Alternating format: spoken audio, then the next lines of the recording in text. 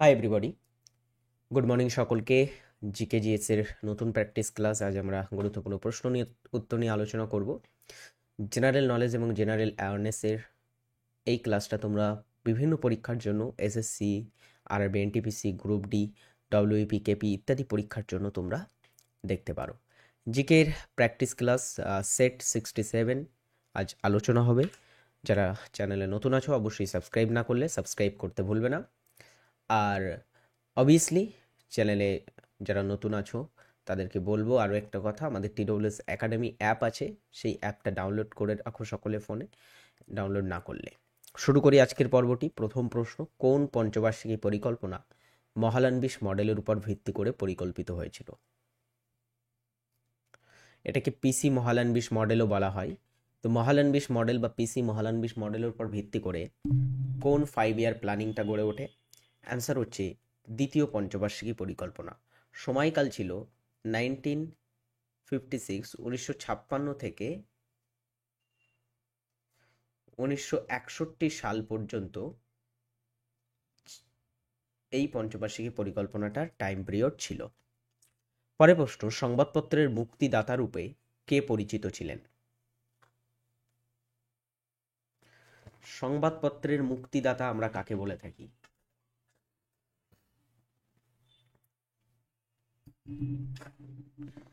সংবাদপত্রের মুক্তিদাতা বলা হয় লর্ড মেটাকাফে বা চার্লস মেটাকাফেকে বলা হয়ে থাকে সংবাদপত্রের মুক্তিদাতা।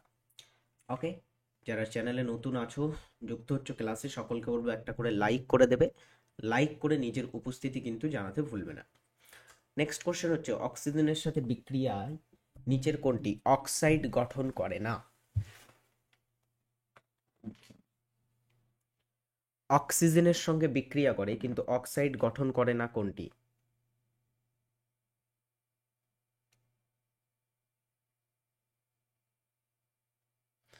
সকলে এটার উত্তর করে ফেলো। অক্সিজেনের সঙ্গে বিক্রিয়া করে কিন্তু অক্সাইড গঠন করে না, এখানে ভুল উত্তর আছে। এটা উত্তর হবে রূপা। ঠিক আছে, রূপা বা সিলভার যাই বলো, এটা হচ্ছে অক্সিজেনের সঙ্গে বিক্রিয়া করে অক্সাইড গঠন করে না। তো option D is right answer, এটা সঠিক উত্তর হবে না। Option D is right answer. নিচের কোন ব্যক্তিকে খেলায় প্রথম রাজীব গান্ধী খেলরত্ন পুরস্কার দেয়া হয়? বলো। রাজীব গান্ধী খেলরত্ন পুরস্কার, এটার পূর্ব নাম কি ছিল জানো? বলে ফেলো সকলে, কে বলতে পারবে? রাজীব গান্ধী খেলরত্ন পুরস্কারের পূর্ব নাম বা ওল্ড নেম কি ছিল?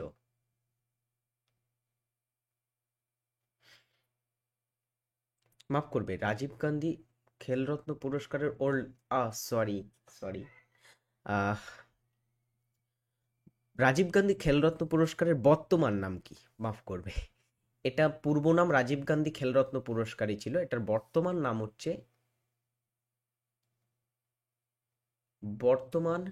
নাম হচ্ছে মেজর ধ্যানচাঁদ, মেজর ধ্যানচাঁদ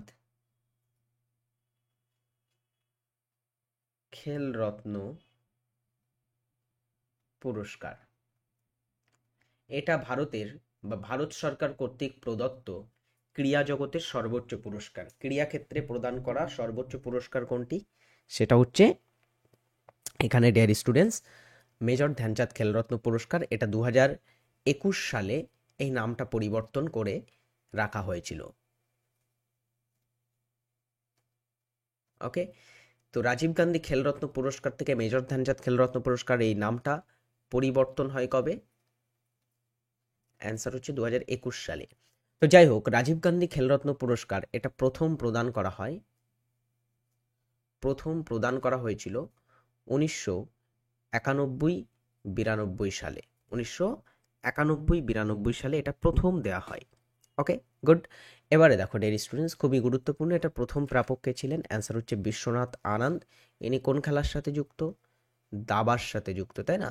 ইনি হচ্ছেন ভারতের প্রথম চেস গ্র্যান্ড মাস্টার বা প্রথম দাবা গ্র্যান্ড মাস্টার ছিলেন। খুবই ইম্পর্টেন্ট এটা। এরপরে দেখো আরেকটা জিনিস তোমাদের বলবো, 2024 সালে ক্রীড়া জগতে কৃতিত্বের জন্য কাদেরকে দেয়া হলো এই পুরস্কারটা, মেজর ধ্যানচাঁদ খেলরত্ন পুরস্কার।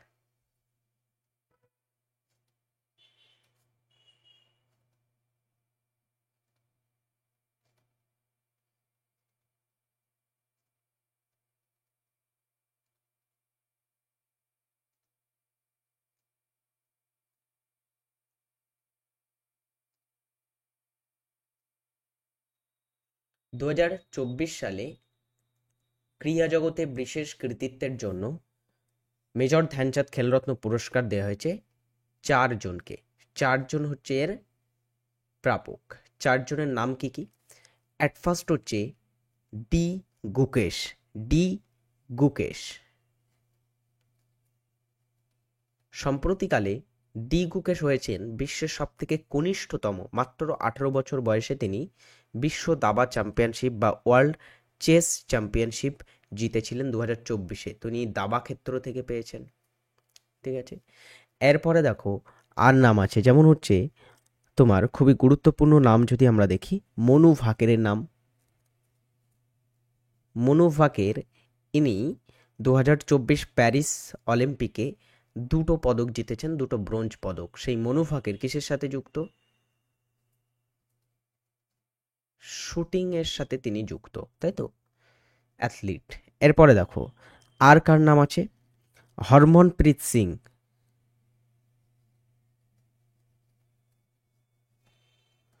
হরমনপ্রীত সিং, ইনিও সম্প্রতিকালে এই পুরস্কারটা পেয়েছে। কোন ক্ষেত্রে বা কোন খেলার সাথে তিনি যুক্ত? হরমনপ্রীত সিং ভারতের হকি খেলার সাথে তিনি কিন্তু যুক্ত। ভারতের হকি দলের প্রাক্তন ক্যাপ্টেন ছিলেন তিনি। এরপরে দেখো গুরুত্বপূর্ণ যদি আমরা নাম দেখি, আর নাম হচ্ছে তোমার প্রবীণ কুমার।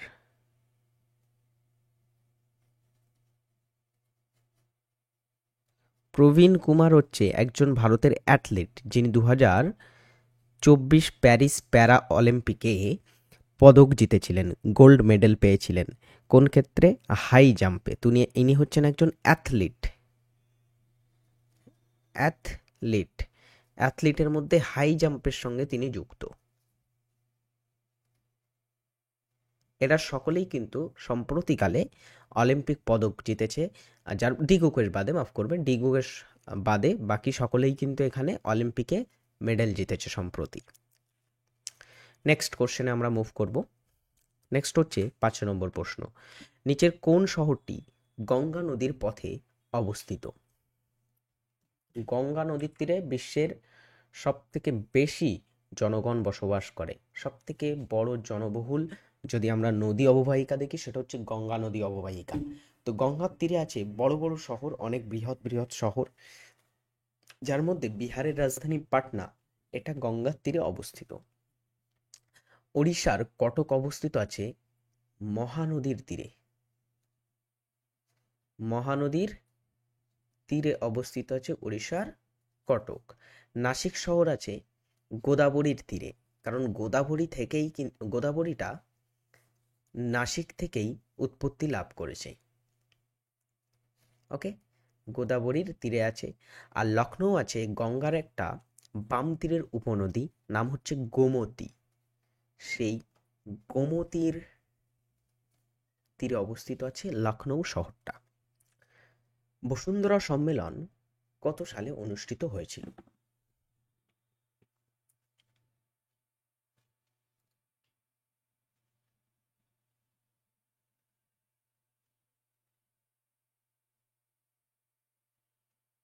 বসুন্ধরা সম্মেলন অনুষ্ঠিত হয়েছিল 1992 সালে ব্রাজিলের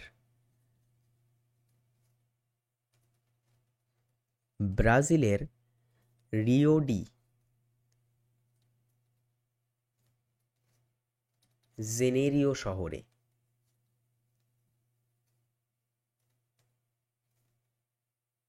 গুড, খুব ইম্পর্টেন্ট এটা। কোথায় অনুষ্ঠিত হয়? রিও ডি জেনেরিও শহরে। ভারতের প্রথম কৃত্রিম উপগ্রহ ড্যাশ সালে উৎক্ষেপণ করা হয়েছিল। ভারতের প্রথম কৃত্রিম উপগ্রহের নাম কি ছিল? আর্যভট্ট, যেটা রাশিয়ার সহযোগিতায় বা রাশিয়ার কিন্তু সহযোগিতায় ভারতের প্রথম কৃত্রিম উপগ্রহটাকে লঞ্চ করা হয়েছিল। কবে? 1975 সালে। নিচের মধ্যে কে ভারতে প্রথম পর্তুগিজ ভাইসরয় ছিলেন? ভারতে বাণিজ্যের উদ্দেশ্যে আসা প্রথম ইউরোপীয় শক্তি ছিল পর্তুগিজ, বা পর্তুগিজরা প্রথম ইউরোপীয় ছিল যারা বাণিজ্যের উদ্দেশ্যে ভারতে এসেছিল। পরবর্তীতে ভারতে তারা উপনিবেশ গঠন করেছিল বা উপনিবেশ সরকার স্থাপন করেছিল, এবং তাদের প্রথম ভাইসরয় কাকে নিযুক্ত করেছিল তারা?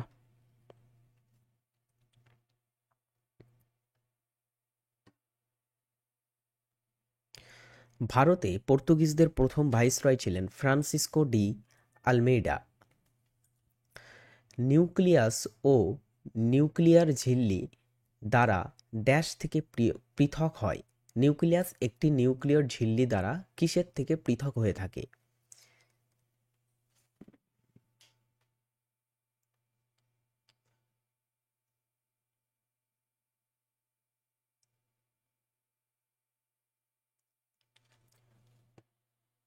শূন্যস্থানে বসবে সাইটোপ্লাজম। সাইটোপ্লাজম, কোষীয় প্লাজম, এটা সেটা দ্বারা। ভারতে সংবিধানের কোন অংশে বা পার্টে কেন্দ্র ও রাজ্যগুলির মধ্যে সম্পর্কের কথা বলা হয়েছে?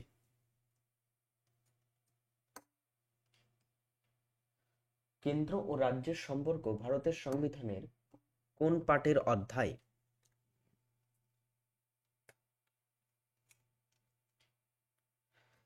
এটা ভারতের সংবিধানের পার্ট 9 মধ্যে আমরা পেয়ে যাব।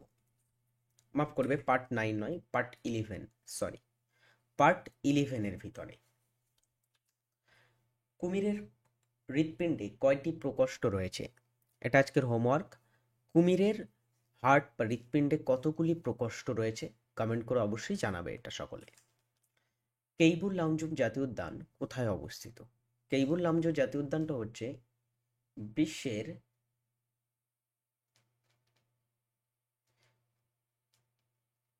একমাত্র ভাসমান জাতীয় উদ্যান।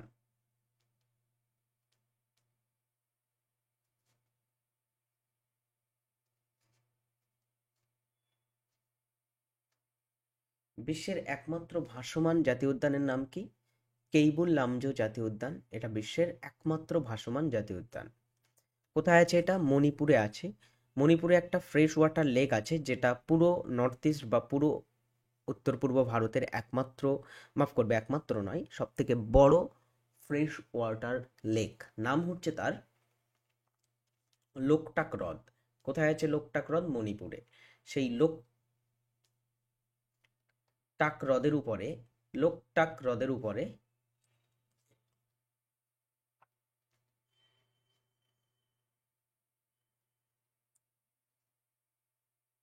অবস্থিত আছে এই কেইবুল লামজো জাতীয় উদ্যানটা। কে স্বরাজ দল প্রথম সভাপতি ছিলেন? স্বরাজ দলের প্রথম সভাপতি কে ছিলেন?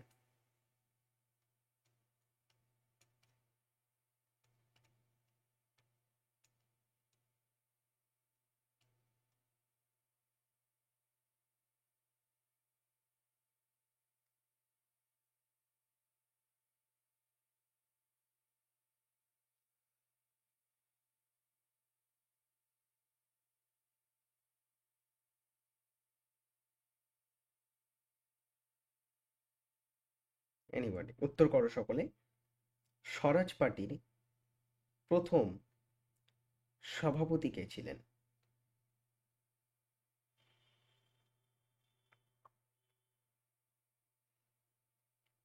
সঠিক উত্তর হচ্ছে চিত্তরঞ্জন দাস। ঠিক আছে। স্বরাজ পার্টি কবে প্রতিষ্ঠা হয় বলো তো দেখি? 1923 সালে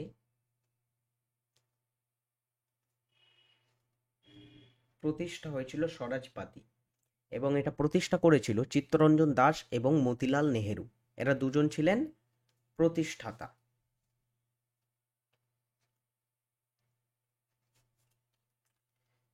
দুইবার গ্র্যান্ড স্লাম বিজয়ী বা গ্র্যান্ড স্লাম চ্যাম্পিয়নশিপ জয়ী সিমোনা হলেপ কোন খেলার থেকে অবসর ঘোষণা দিয়েছেন?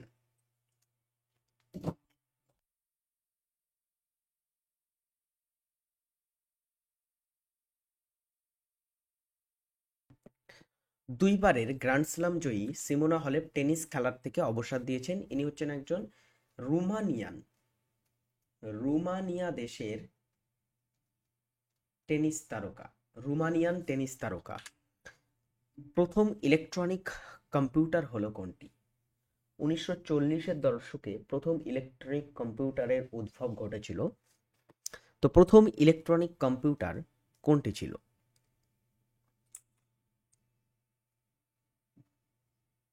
অ্যান্সার হচ্ছে অপশন এ, ইএনআইএসি। ঠিক আছে, ইএনআইএসি। ভারতের সংবিধানের প্রস্তাবনা সংশোধন করা হয়েছে 5 বার, 3 বার, 2 বার, 1 বার। খুব ইজি একটা প্রশ্ন। ভারতের সংবিধানের যে প্রস্তাবনা বা প্রাইম্বেল, এটা কতবার সংশোধিত হয়েছে? এটা ডিয়ার স্টুডেন্টস মাত্র একবার সংশোধিত হয়েছে। 1976 সালে এটা সংশোধিত হয়েছিল একবার মাত্র।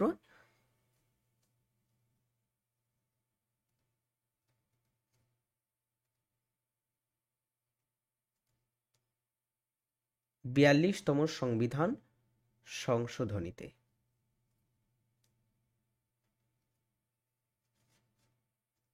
ওকে, যারা TSS একাডেমির পেইড ব্যাচে ভর্তি হতে চাও তাদের জন্য বলবো, এখনও আমাদের এই সমস্ত পেইড ব্যাচগুলো চলছে।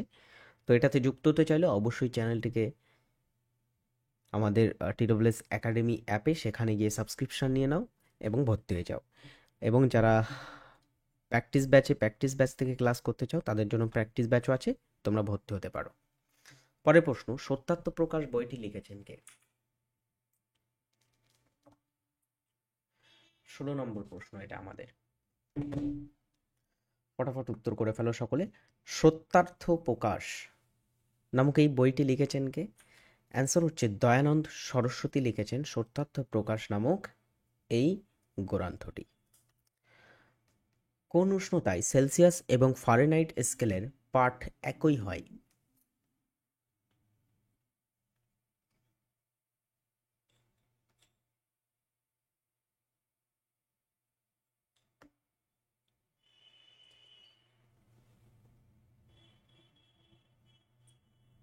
সেলসিয়াস এবং ফারেনহাইট উভয় পাঠ একই হবে -40 ডিগ্রি সেলসিয়াস উষ্ণতায়। হু মানে কি? হু মানে world health organization, world wide health offer, wait health organs. তো এখানে কোনটি সঠিক উত্তর হবে হু সম্পর্কে?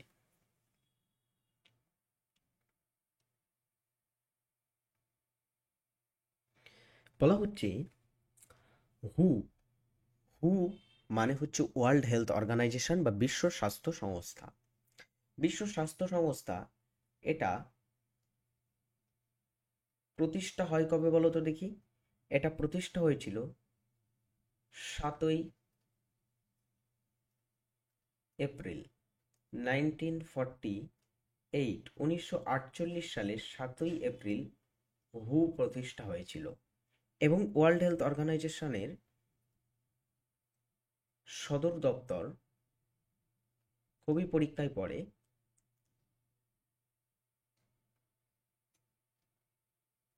এর সদর দপ্তর কোথায় আছে?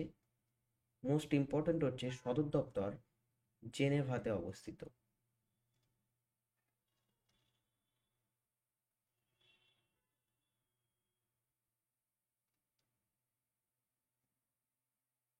গুড।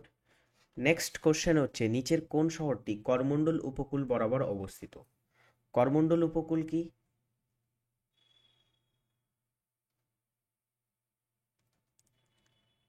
করমণ্ডল উপকূল হচ্ছে ডিয়ার স্টুডেন্টস খুবই ইম্পর্টেন্ট। করমণ্ডল উপকূল হচ্ছে তামিলনাড়ুর উপকূল।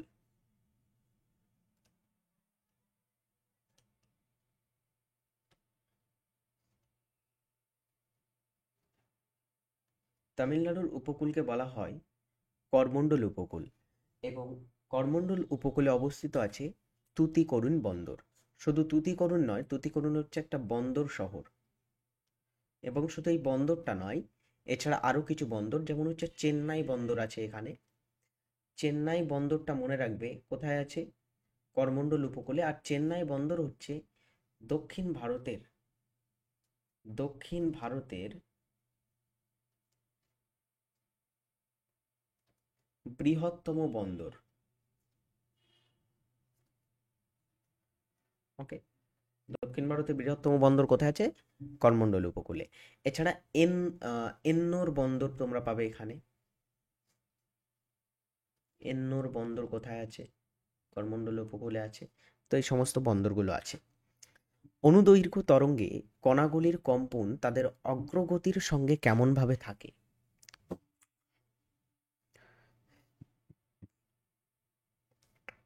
অনুদৈর্ঘ্য তরঙ্গে কণাগুলির কম্পন তাদের অগ্রগতির সঙ্গে সমান্তরালভাবে থাকে। সমান্তরাল। সূর্য থেকে পৃথিবীতে আলো আসতে কত সময় লাগে?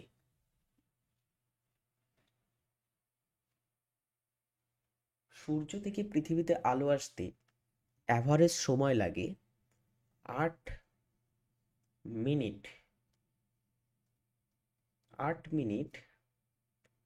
20 সেকেন্ড। কত সময় লাগে? 8 মিনিট 20 সেকেন্ড লাগে।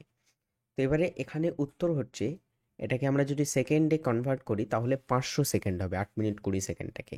তো এখানে পুরোটাই সেকেন্ডে দেওয়া আছে, তো 500 সেকেন্ড রাইট অ্যান্সার। আর্সেনিক এর রাসায়নিক প্রতীক কি?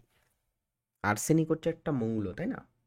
তো আর্সেনিক মৌলটার রাসায়নিক সংকেত কি? আর্সেনিককে আমরা সাধারণত ধাতু কল্প বলে থাকি। আর্সেনিক একটা কি? ধাতু কল্প। কেন বলা হয় বলো তো দেখি ধাতু কল্প এটাকে? কারণ এটা ধাতু এবং অধাতুর মাঝামাঝি, ঠিক আছে? ধাতু এবং অধাতু উভয় ধরনের বৈশিষ্ট্য যে সমস্ত মৌলে দেখতে পাই তাদেরকে ধাতু কল্প বলা হয়, যেমন সিলিকন, জার্মেনিয়াম, আর্সেনিক। ওকে, তো আর্সেনিকের সংকেত হচ্ছে এস। আর্সেনিকের সংকেত। আচ্ছা, এর পারমাণবিক সংখ্যা এনিবডি? পারমাণবিক সংখ্যা কত ও পারমাণবিক ভর কত, দুটোই জেনে রাখো। পারমাণবিক সংখ্যা যদি বলা হয় এর কত, তাহলে অ্যান্সার হচ্ছে 33 পারমাণবিক সংখ্যা। পারমাণবিক ভর হচ্ছে 74.9 সামথিং হচ্ছে এর পারমাণবিক ভর। গুড। এরপরে যদি আমরা দেখি নেক্সট কোশ্চেন, কোন শহরকে নবাবদের শহর বলা হয়?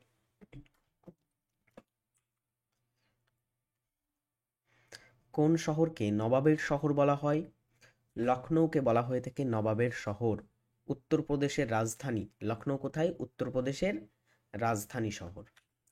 প্রতি বছর কোন তারিখে বিশ্ব মানবাধিকার দিবস পালিত হয়? বিশ্ব মানবাধিকার দিবস প্রতি বছর কোন তারিখে পালিত হয়ে থাকে? 10ই ডিসেম্বর পালিত হয় বিশ্ব মানবাধিকার দিবস। কাঁটাযুক্ত অরণ্য কোন রাজ্যে দেখতে পাওয়া যায়? কাঁটাযুক্ত অরণ্য বা কাঁটাযুক্ত যে উদ্ভিদ, ঝোপঝাড় উদ্ভিদ হয়ে থাকে, এদেরকে আমরা বলে থাকি জেরোফাইট উদ্ভিদ।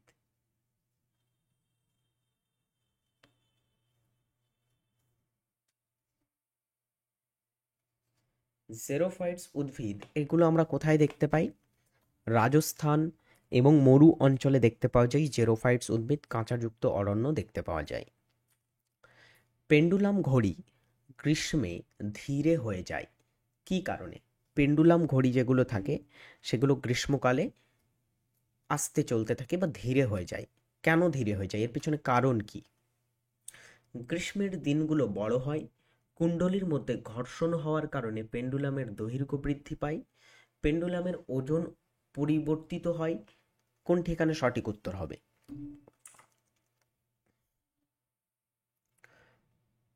পেন্ডুলামের ঘড়ি গ্রীষ্মকালে ধীরে হয়ে যায়, কারণ হচ্ছে এর পিছনে কি? কারণ হচ্ছে গ্রীষ্মকালে কি হয়, পেন্ডুলামের দৈর্ঘ্যটা বৃদ্ধি পায়। গরম পড়লে পেন্ডুলামের দৈর্ঘ্যটা বেড়ে যায়, তো এই কারণে ওটা ধীরে হয়ে যায়। 712 খ্রিস্টাব্দে আরবরা যখন সিন্ধু আক্রমণ করেছিল তখন সিন্ধুর শাসক কে ছিল? এটাও খুবই সুন্দর একটা প্রশ্ন। 712 খ্রিস্টাব্দে আরবরা সিন্ধু আক্রমণ করেছিল না, সিন্ধুর তৎকালীন সময়ে যারা সিন্ধু আক্রমণ করেছিল তাদের সেনাপতি ছিলেন মোহাম্মদ বিন কাসিম। মোহাম্মদ বিন কাসিম সিন্ধু বিজয় করে।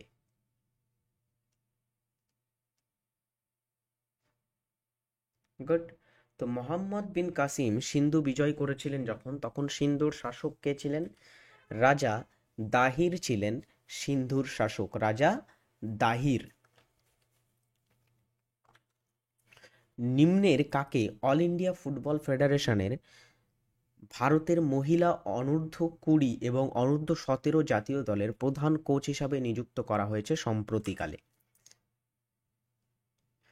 একজন ব্যক্তিকে ভারতের অল ইন্ডিয়া ফুটবল ফেডারেশন মহিলাদের অনূর্ধ্ব-20 এবং অনূর্ধ্ব-17 জাতীয় দলের প্রধান কোচ হিসাবে নিযুক্ত করেছেন। তিনি হচ্ছেন জোয়াকিম আলেকজান্ডারসন। জোয়াকিম আলেকজান্ডারসন। ফুটবল বিশ্বকাপে সবথেকে সফলতম দল কোনটি? সবথেকে সফলতম দল অর্থাৎ সবথেকে বেশি পরিমাণে ফুটবল বিশ্বকাপ জিতেছে কোন দলটি?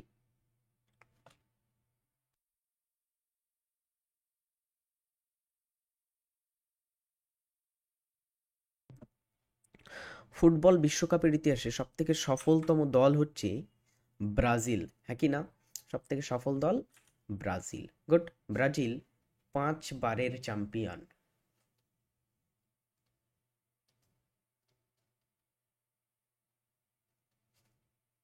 ওকে, চলো আজকের ক্লাসটা এখানেই শেষ করি। যারা ক্লাসটি শেষ পর্যন্ত দেখেছো, কেমন লাগলো অবশ্যই কমেন্ট করে জানাবে, ভালো লাগলে অবশ্যই লাইক করতে ভুলবে না।